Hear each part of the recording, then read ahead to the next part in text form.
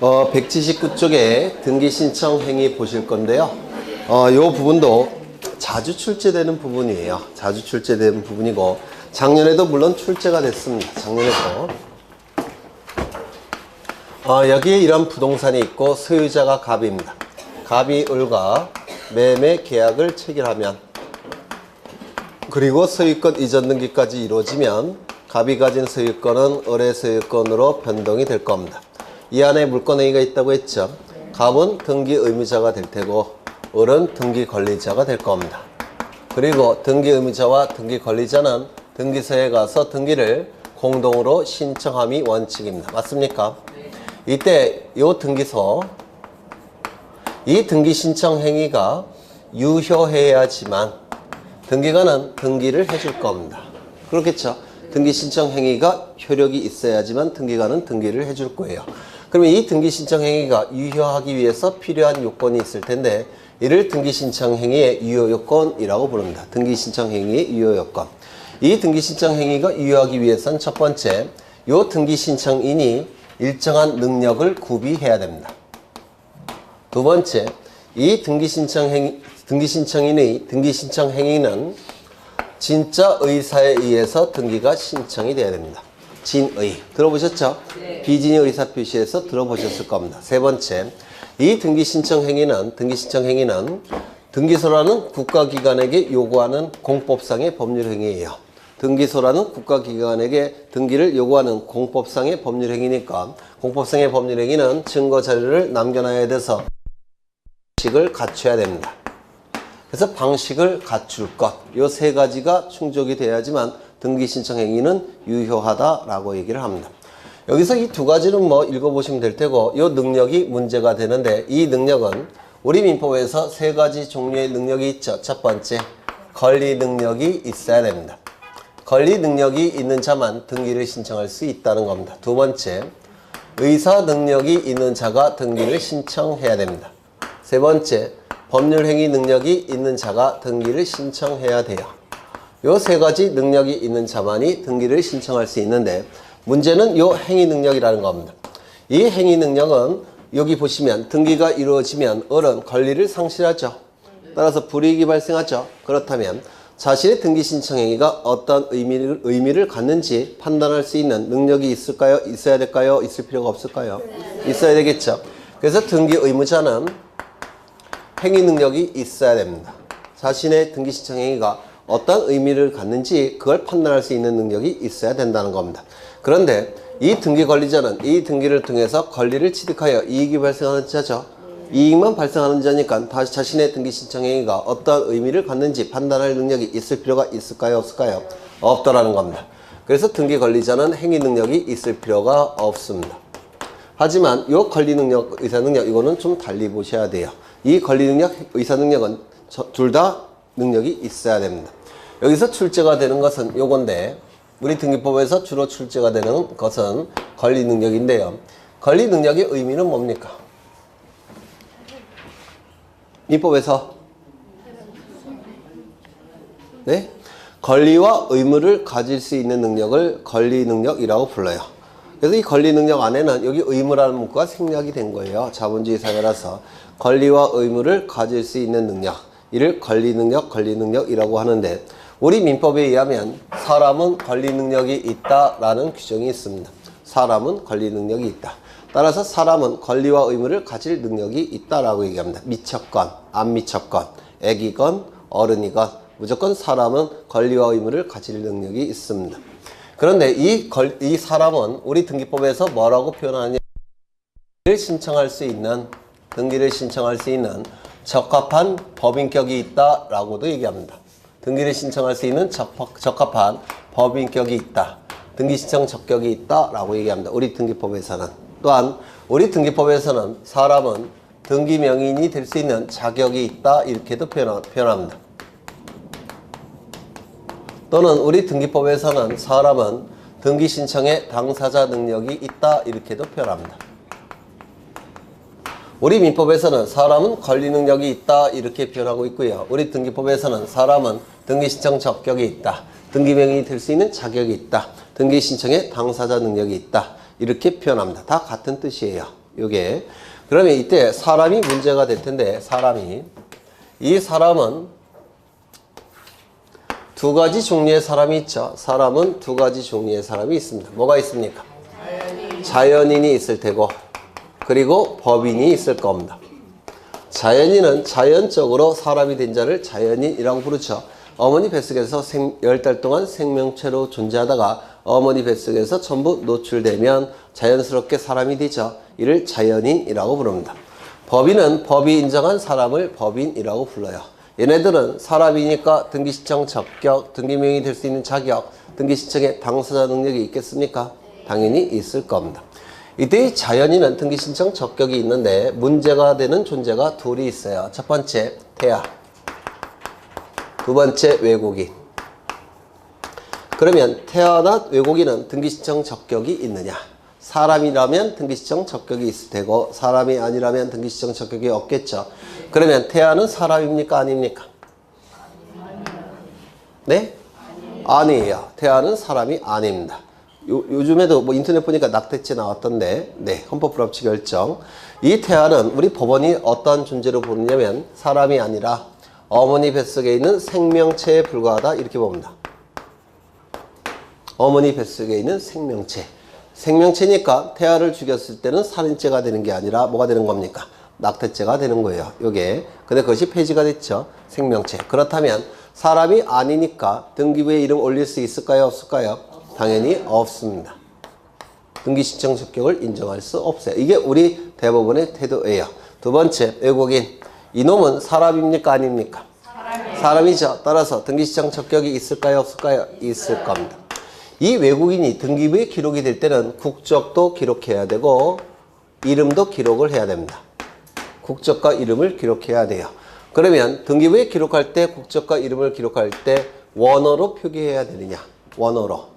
즉 미국 사람이면 아메리칸, 아메리카, 탐 이렇게 표현해야 되느냐? 안 됩니다. 반드시 한글로 표기해야 돼요. 그래야지만 읽을 수 있죠. 그렇죠? 영어로 표기하면 못 읽는 분 많죠. 여러분들 중에서 뜨끔하신 분 많죠. 그래서 반드시 한글로 표기해야지만 공식 기능을 높일 수가 있습니다. 그렇죠? 그 다음에 이놈의 법인이 문제가 되는데 법인의 종류에는 둘이 있습니다. 첫 번째, 사람이 단체를 형성해서 법이 사람으로 인정할 때 사단법인이라고 불러요. 사람이 단체를 형성해서 그 단체에게 법이 사람으로 인정할 때 사단법인이라고 부르고요. 재산이 단체를 형성해서 그 단체에게 법이 사람으로 인정할 때 이를 재단법인이라고 부릅니다. 이 사단법인, 재단법인은 뭐라고도 표현하느냐면 권리 능력이 있는 사단재단 이렇게 부릅니다. 권리 능력 있는 사단재단 이렇게 불러요. 그러니까 법인이라는 단어 대신에 권리 능력이 있는 이라는 표현을 쓴 겁니다. 권리 능력 있는 사단재단. 그렇다면 권리 능력이 있는 사단재단이 있다면 권리 능력이 없는 사단재단도 있겠죠. 권리 능력이 없는 사단재단은 사람입니까? 아닙니까? 네? 아니겠죠. 얘를 뭐라고도 부르냐면 비법인 사단재단이라고도 부릅니다. 같은 뜻이에요. 권리 능력이 없으니까 법인이 아니겠죠. 비법인 사단재단 또는 법인 이렇게도 부릅니다. 그러면 여기에 해당되는 자가 누가 있냐면 외우셔야 되는데 종중, 교회, 사찰, 그 다음에 정당, 아파트, 입주자 대표회의,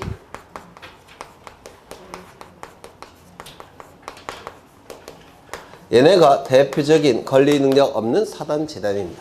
그러면 권리 능력 없는 사단재단이니까 법인은 아니죠.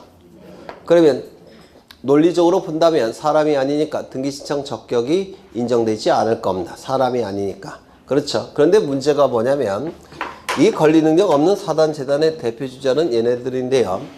엄청난 부동산을 가지고 있는 단체들입니다. 그렇죠. 사회에서. 시골의 경상도 전라도에 상당히 비옥한 토지의 많은 부분은 종중 소유예요. 얘네는요, 도시지역에 목 좋은 대규모의 건물들을 가지고 있죠. 토지도 갖고 있을 테고, 시골에 경치 좋은 데는 다 사철 들어가 있죠. 엄청난 부동산을 소유하고 있는 단체들입니다. 근데 사람이 아니라고 해서 등기신청 적격을 인정하지 않게 되면 얘네들은 명의신탁할 수밖에 없습니다. 그렇지 않겠습니까? 따라서 명의신탁은 부동산 실거래자 명의등기에 관한 법률에서 금지되어 있죠. 그럼 탈법행위가 조장이 될 수밖에 없어요. 등기신청 적격을 인정하지 않게 되면. 그래서 예외적으로 이 권리능력 없는 사단재단은 사람은 비록 아니지만 우리 등기법에서는 등기신청 적격이 있다라는 명문의 규정을 두고 있습니다. 예외적으로. 그래서 등기부에 이름을 올릴 수 있다 없다? 있다. 사람은 비록 아니지만 등기신청 적격이 있다라고 얘기합니다. 꼭 기억하셔야 돼요. 그 다음에 몇 개 문제가 되는 자들이 있는데, 첫 번째, 국가나 지방자치단체는 등기신청 적격이 있을까요? 없을까요? 왜요? 이 국가나 지방자치단체는 헌법 이론상 법인으로 봅니다. 법인이에요. 국가, 법인, 지방자치단체 법인입니다. 헌법 이론에서. 법인이니까 사람입니까? 아닙니까? 사람이죠. 등기신청 적격이 인정될 수밖에 없습니다. 이 지방자치단체에서 문제가 되는 자들이 있는데, 읍, 면, 동, 리. 얘네는 지방자치단체일까요? 아닐까요? 아닙니다. 그냥 단순한 행정기관에 불과해요. 따라서 등기신청 적격이 있을까요? 없을까요? 없습니다. 그러면 얘네는 왜 지방자치단체가 아니냐면, 지방자치단체가 되기 위해서는 조건이 있어요. 이 읍의 장, 면의 장, 동의 장, 리의 장. 이러한 대빵, 가장 높은 사람이 주민의 선거에 의해서 선출이 돼야지만 지방자치단체가 됩니다. 공직선거법에 따라서 주민의 선거에 의해서 이 장들이 만 지방자치단체. 그런데 이러한 읍장, 면장, 동장은 공직선거법에 의해서 주민의 선거에 의해서 선출되지 않고 임명직이에요. 임명직이라서 지방자치단체로 볼 수는 없고 단순한 하부 행정기관에 불과합니다. 따라서 이 얘네들은 등기신청 적격을 인정할 수가 없습니다. 그렇다면 읍사무소 건물, 면사무소 건물, 동사무소 건물들은 누구의 이름으로 등기해야 될까요? 보통 읍과 면은 군 소속이죠. 군은 지방자치단체니까 군의 이름으로 등기하는 겁니다.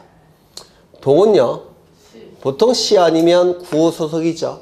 시나 군은 지방자치단체인 경우가 많아요. 따라서 시와 구의 이름으로 등기하는 겁니다. 이장님은 선거에 의해서 선출되죠.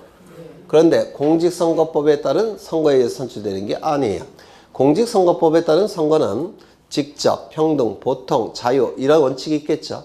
근데 요놈의 이장님은 마을 사람들이 박수로 선출하죠. 비밀 선거로 선출되는 게 아니에요. 그래서 요 이장도 지방자치단체가 될 수가 없어요. 이것도 군 소속의 하부 행정기관에 불과합니다. 되셨죠? 얘네들은 등기신청 적격을 인정할 수가 없습니다. 그런데 문제가 있습니다. 동가리는. 이 지역은 대덕리라는 지역입니다. 제 고향인데요. 뭐 대덕동이 될 수도 있고, 여기서는 주민이 총 20분 계셔요. 그런데 이 20분들이 돈을 각출해서 마을회관을 이렇게 지었습니다. 그러면 소유자는 누굽니까? 돈을 낸 사람들이 소유자죠. 그러면 등기부가 만들어질 텐데 갑구에 소유권 보전 등기가 실행이 될 겁니다. 1번 소유권 보전, 그리고 공유, 그리고 20분의 이름과 주민번호, 주소와 지분을 기록해야 되겠죠. 맞아요. 근데 이렇게 지분을 다 기록하게 되면 복잡해져요. 그래서 어떠한 방법을 쓸 수 있냐면 요 마을 이름을 여기다가 쓰는 경우가 있습니다. 대덕리 이렇게, 또는 대덕동 이렇게 쓰는 경우가 있습니다. 그러면 이것은 뭘 의미하느냐면 행정기관을 의미하는 게 아닙니다. 행정기관을 의미하는 게 아니라 요 마을 분들이 마을회관 건물을 소유하기 위해서 권리능력 없는 사단을 만든 것이고, 이 권리 능력 없는 사단의 명칭으로 마을 이름을 갖다 쓴 겁니다. 그래서 이 마을 이름은 권리 능력 없는 사단의 명칭으로 기록된 것이지 행정기관의 의미로서 기록된 게 아닙니다.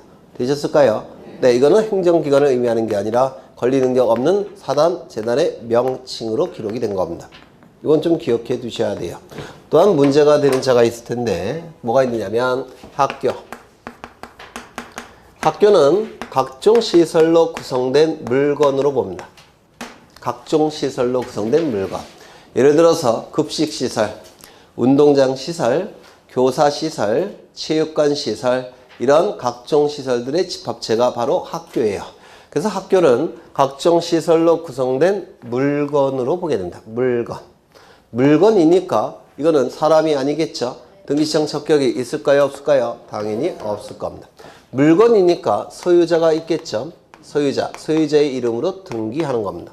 보통 학교는 설립한 자가 소유자예요. 설립한 자가 소유자가 됩니다. 그렇다면 국립학교라고 한다면 국가가 설립했죠. 국가가 소유자니까 국가 이름으로 등기해야 될 겁니다. 두 번째, 공립학교라고 한다면 지방자치단체가 설립합니다. 따라서 지방자치단체가 소유자니까 지방자치단체 이름으로 등기를 하는 겁니다. 사립학교는 둘로 나눠줘야 돼요. 하나는 규모가 큰 학교가 있겠죠. 규모가 큰 학교는 보통 학교법인이 소유합니다.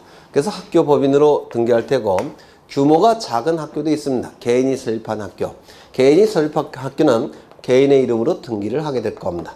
그래서 학교는 시설물이니까 학교의 이름으로 등기할 수는 없고 소유자의 이름으로 등기를 해야 됩니다. 그 다음에 하나 더, 민법상 조합. 이게 작년에 출제가 됐죠. 요 민법상 조합이 작년에 출제가 됐어요. 그럼 이 민법상 조합을 보실 텐데 요 시점에 갑, 을, 병은 모여서 하나의 단체를 만들자는 합의를 하는 경우가 있어요. 갑을병이 술 마시다가 우리 이제 나이도 좀 됐으니까 좋은 일을 한번 해보자 라고 해서 합의를 했습니다. 한 달에 한 번씩 모여갖고 산에 올라가서 휴지를 줍는 모임.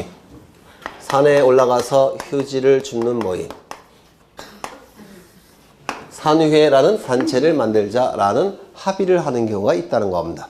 좋은 일이죠. 그렇죠. 네. 이 단체를 만들자는 합의를 우리 민법에서 뭐라고 부르냐면 조합계약이라고 불러요. 단체를 만들자는 계약을 조합계약이라고 부르는데 여러분 시험범위 없기 때문에 생소할 수도 있어요. 단체를 만들자는 계약, 조합계약입니다. 그러면 이제 단체를 만들자고 합의를 했고 명칭도 정해놨죠. 산휴회라는 명칭을 정해놨습니다. 그러면 이제 이 단체는 활동을 할 겁니다. 한 달에 한 번씩 모여서 산에 올라가야 되겠죠. 그런데 이 단체가 활동을 할 때는 구성원들이 지켜야 될 규칙이 있어야 합니다. 규칙이 만들어지지 않으면 이게 중구난방이 돼버려요. 그래서 여러 사람이 모일 때는 반드시 규칙이 있어야 돼요. 그래서 규칙을 만들어야 될 겁니다. 이 규칙을 보통 어떠한 용어를 쓰느냐면 정관이라는 용어를 가장 많이 써요. 정해진 규칙이란 뜻입니다. 관자는 규칙 관자예요. 근데 굳이 정관이라는 용어를 안 쓰고 다른 이름을 쓰는 경우도 있어요. 그래서 그 밖의 규약 또는 기타 규약 이렇게도 얘기합니다. 결국은 규칙이란 뜻이에요. 규칙인 약속이란 뜻이니까. 그러면 이제 규칙이 만들어진 다음에 뭘 해야 되냐면 활동을 하겠죠. 활동할 때 뭐가 필요하냐면 돈이 필요해요. 그렇죠. 일단은 유니폼 맞춰 입어야 되죠. 조끼라도. 그렇죠. 집게도 사야 되죠. 모자도 있어야 되고. 그리고 전세버스 대절해야 되니까 대절 비용도 있어야 되겠죠. 그리고 중요한 건 하늘에서 내려왔을 때 모여서 뭐 좀 먹어야 되죠. 그렇죠. 파전이랑 막걸리 한 잔 먹어야 되겠죠. 다 돈이 필요해요. 그러면 그 돈은 각출하면 되겠죠. 그런데 각출하지 않고 좋은 일을 하는 거니까 이건 나라로부터 보조금을 받을 수가 있습니다. 이런 경우는 민법상 재단들은 보조금 수령이 가능해요. 그러면 보조금을 받기 위해서는 뭘 해야 되냐면 주무관청의 허가를 받아야 됩니다. 주무관청의 허가를 받게 되면 이제 보조금도 수령할 수가 있습니다. 그럼 비용도 마련했죠. 그렇죠. 이제 뭘 해야 되냐면 법인 설립 등기라는 걸 합니다. 이 법인 설립 등기는 부동산 등기부에 하는 건 아니고요. 법인 등기부에 하는 겁니다. 법인 설립 등기가 이루어지게 되면 그 시점부터 법이 인정한 사람이 됩니다. 즉 사단법인이나 재단법인이 되더라는 겁니다. 이 갑을병이 구성원이라고 한다면 사단법인이 되는 것이고요. 갑을병이 재산을 각출하는 경우 있겠죠. 토지, 건물, 운영비용 이렇게 재산을 각출한다면 이건 재단법인 이렇게 불러요. 그래서 사단법인은 구성원이 사람이고 재단법인은 구성원이 재산이 되는 겁니다. 그러면 이때 이제 태어난 거죠, 법인이. 그렇죠. 죽을 때도 있겠죠. 언제 죽을까요? 누가 그래요, 해산이라고. 청산 절차가 종결되었을 때 소멸하는 겁니다. 해산이 아니라 청산이에요. 청산 절차. 청산은 뭐냐면 재산을 깨끗하게 한다는 거예요. 재산을, 돈을 다 이제 써버리는 겁니다. 그걸 청산 절차라고 불러요. 청산 절차가 종결이 되면 이제 소멸하는 겁니다. 그러면 이제 단체가 만들어지는 과정을 보신 건데요. 이 법인은 사람이니까 등기 신청 적격이 있을까요? 없을까요? 등기 신청 적격이 있겠죠. 그러면 등기부에 이름을 올릴 수가 있겠죠. 등기부에 이름이 올라갈 때는 법인의 명칭으로 등기를 하는 겁니다. 법인의 명칭으로 등기를 하는 겁니다. 그러면 산유회가 법인 설립 등기까지 갖췄다면 등기부에 소유권 이전 산유회, 저당권 설정 산유회 이렇게 법인의 명칭으로 등기합니다. 되셨을까요? 그런데 이 법인은 단체죠. 단체이기 때문에 팔다리가 따로 없어요. 그러면 팔다리 역할을 한 자가 등기를 신청해 줘야 됩니다. 팔다리 역할을 한 자가 누구냐면 대표자예요. 그래서 이 대표자가 등기를 신청하는 겁니다. 이게 시험에 잘 나오는데요. 법인의 이름으로 등기하는 것이고 대표자가 신청하는 겁니다. 법인의 이름으로 대표자가 신청하는 거예요. 이때 이 대표자는 부동산 등기부에 이름, 주민번호, 주소를 기록할까요? 기록하지 않을까요? 안 해요. 왜요? 법인 등기부에 대표자의 이름, 주민번호, 주소가 기록이 돼서 이미 공시되고 있습니다. 이미 공시되고 있기 때문에 법인의 대표자의 이름, 주민번호, 주소는 등기부에 기록되지를 않습니다. 이중으로 공시하는 결과가 되기 때문에 따라서 이거 좀 기억해 두셔야 됩니다. 법인은 대표자의 이름, 주민번호, 주소를 부동산 등기부에는 기록하지 않습니다. 왜? 법인 등기부를 통해서 이미 공시가 되고 있으니까. 그렇죠. 두 번째. 요 시점부터 요 시점까지를 권리 능력 없는 사단재단이라고 불러요. 그러면 권리 능력 없는 사단재단에는 아까 누가 있다고 그랬죠? 종중, 교회, 사찰, 정당, 아파트, 입주자, 대표인. 얘네는 사람입니까? 아닙니까? 아니죠. 그러면 등기시청 적격이 있습니까? 없습니까? 없어요. 없다고요? 정확하게 14분 77초 전에 사람은 비록 아니지만 예외적으로 등기시청 적격을 인정한다고 했죠. 그렇죠. 등기시청 적격이 인정이 됩니다. 등기부에 이름을 올릴 수가 있다는 겁니다. 그러면 등기부에 이름을 올릴 때 누구의 이름으로 올리냐면 권리 능력 없는 사단, 재단의 명칭으로 등기하는 겁니다. 즉 산유회가 법인 설립 등기를 갖추기 전까지는 권리 능력 없는 사단, 재단이에요. 그럼 산유회라는 이름으로 등기하는 겁니다. 권리 능력 없는 사단, 재단의 명칭으로 등기를 하는 거예요. 이때 이 산유회는 단체입니다. 단체. 팔다리가 없어요. 자연인처럼. 따라서 팔다리 역할을 한 자가 등기를 신청하는데 팔다리 역할을 한 자가 누굽니까? 대표자겠죠. 그런데 이 권리 능력 없는 사단재단을 대표자라고 부르면 이것과 헷갈릴 수가 있으니까 보통 대표자라는 용어를 쓰지만 관리인이라는 용어도 씁니다. 이걸 더 많이 써요. 관리인. 그러면 대표자나 관리인이 등기를 신청하게 될 겁니다. 그렇겠죠. 그렇다면 이것도 기억해 두셔야 돼요. 권리능력 없는 사단, 재단의 이름으로 누가 신청하는 겁니까? 대표자나 관리인이 신청하는 겁니다. 되셨을까요? 그러면 이때 대표자나 관리인은 부동산 등기부에 이름, 주민번호, 주소를 기록할까요? 기록하지 않을까요? 왜요? 그렇죠. 이 권리능력 없는 사단, 재단은 법인 등기부가 없어요.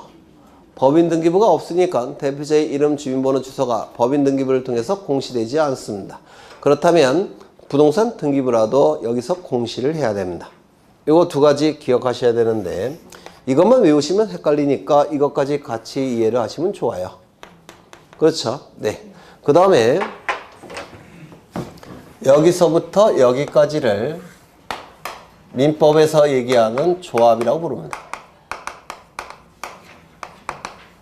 즉 조합 계약서만 작성하고 아직 규칙이 만들어지기 전 단계예요. 계약서만 있는 상태입니다.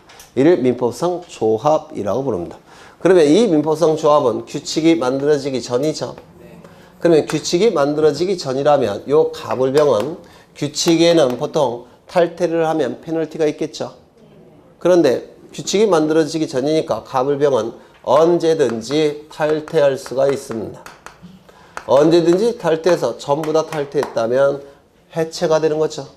따라서 언제든지 해체할 가능성이 있습니다.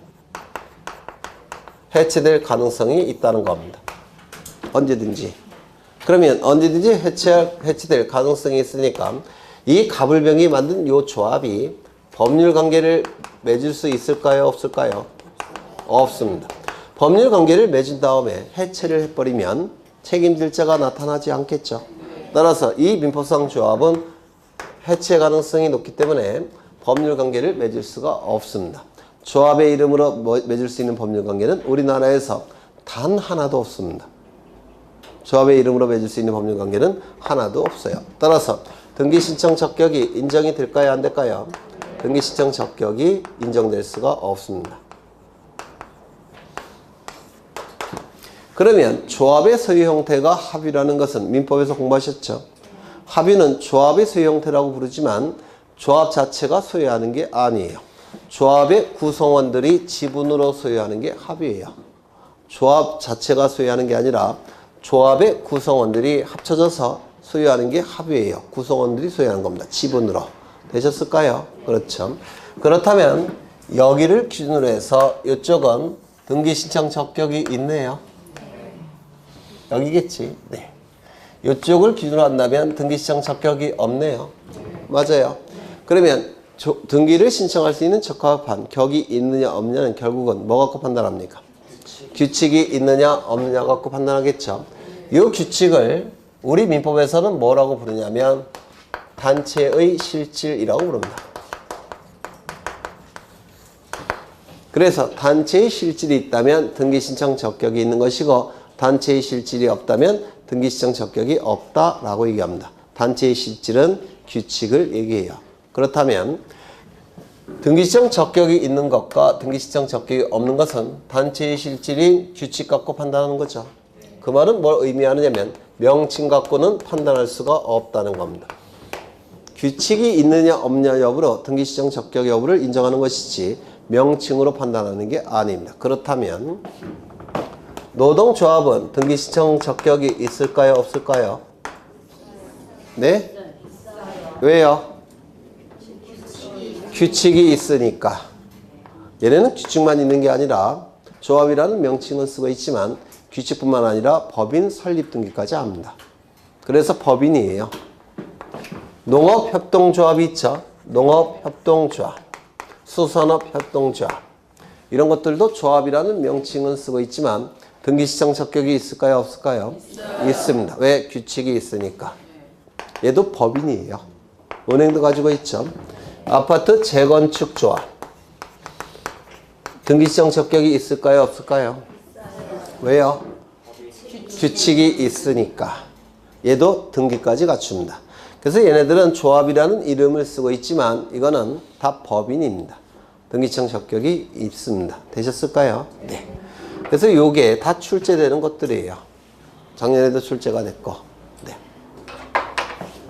그러면 책을 좀 보겠습니다.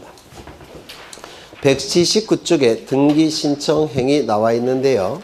한 페이지 넘겨보시면 등기 신청 능력, 권리 능력, 의사 능력, 행위 능력이 있겠죠. 다만 권리 능력만큼은 워낙 중요하니까 오른쪽으로 별도의 목차로 뽑아서 등기 신청 적격, 등기 신청의 당사자 능력 이렇게 상세하게 설명을 하고 있는 겁니다. 그 다음에 등기 신청 적격을 보시면 자연인은 등기 신청 적격이 있죠. 태아는 등기 신청 적격이 있습니까? 없죠. 왜요? 사람이 아니니까. 두 번째, 외국인은 등기 신청 적격이 있겠죠. 왜요? 사람이니까. 법인도 사람이니까 등기 신청 적격이 인정되겠죠. 법인 아닌 사단재단은 비록 사람은 아니지만 엄청난 부동산을 가지고 있는 단체이기 때문에 우리 부동산 등기법은 사람은 아니지만 등기 신청 적격을 예외적으로 인정한다라고 했습니다. 맞습니까? 그렇죠. 넘겨보시면 민법상 조합은 등기 신청 적격이 있습니까? 네? 없다라고 했죠. 규칙이 없는 단계라서 언제든지 해체의 가능성이 있기 때문에 맺을 수 있는 법률 관계는 단 하나도 없습니다. 조합의 이름으로 등기부에 이름 올릴 수 있습니까? 없겠죠. 조합의 이름으로 돈을 빌려줘서 채권자가 될 수 있을까요? 없습니다. 조합의 이름으로 돈을 빌려서 채무자가 될 수 있을까요? 없습니다. 조합의 이름으로 맺을 수 있는 법률 관계는 하나도 없어요. 조합의 이름으로 맺을 수 있는 법률 관계는 단 하나도 없습니다. 왜? 언제든지 해체의 가능성이 있기 때문에 그렇습니다. 국가나 지방자치단체는 이거는 법인이라고 했죠. 당연히 등기신청 적격이 인정이 될 겁니다. 2번을 좀 기억해 두시죠. 자연불확이 그 불확 주민을 구성원으로 하여 고유 목적을 가지고 의사결정기관과 집행기관인 대표자를 두어 독자적인 조직을 형성하고 활동하였다면 비법인 사단으로서 등기 능력이 인정된다. 이게 정확한 판례 표현인데 아까 설명드렸죠. 여기 대표자 있겠습니까? 누구예요? 이장님. 그 다음에 회의가 있겠습니까? 마을회의. 다 있죠. 그리고 목적이 있습니까? 마을회관 소유 목적. 다 있죠. 그래서 권리능력 없는 사단으로서 마을 이름을 빌려다가 썼다는 겁니다. 그 다음에 등기 신청이 나와 있는데 그만할까요? 네, 그만하죠. 오늘 기출문제도 해야 되는데 오늘은 여기까지 하겠습니다.